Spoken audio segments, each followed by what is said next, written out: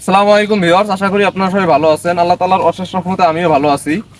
আমি এখানে এসেছি মূলত কাজ করার জন্য।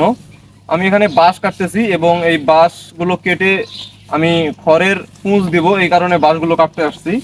তাই যে ইনি মূলত আমার ভাই হয়, এই যে এই গরুটি কিনেছে এবং এই গরুটি দেখার জন্য আমাকে ডাকলো। তো দেখি ভাইয়ের সাথে একটু কথা বলি যে গরুটার কি সমস্যা, আমাকে কিসের জন্য ডাকলো। তো ভাই, গরুটা কত টাকা দিয়ে কিনেছিস? 35,000 টাকা। 35,000 টাকা দিয়ে কিনেছিস? কতদিন আগে? মাঝখানে হইলো। তো কি সমস্যার জন্য ডাকলি? কৃমির ওষুধ খাওয়াইছিস গরুটা? ওষুধ খাওয়াইছি, আরো কি কোনো কিছু খাওয়া লাগবে নাকি এই জন্য ডাক।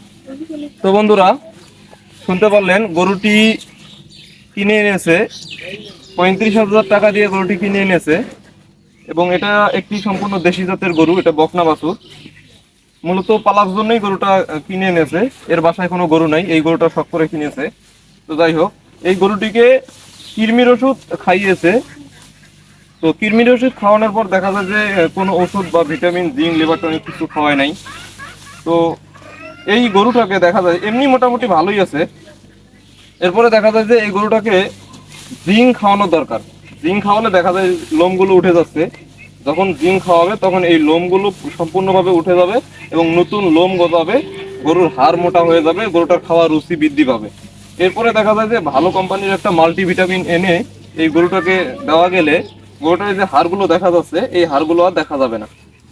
তো মোটামুটি খাওয়ার রুচি ভালোই। তো বন্ধুরা, এই গরুটির বয়স কিন্তু এখন 1 বছর চলতেছে।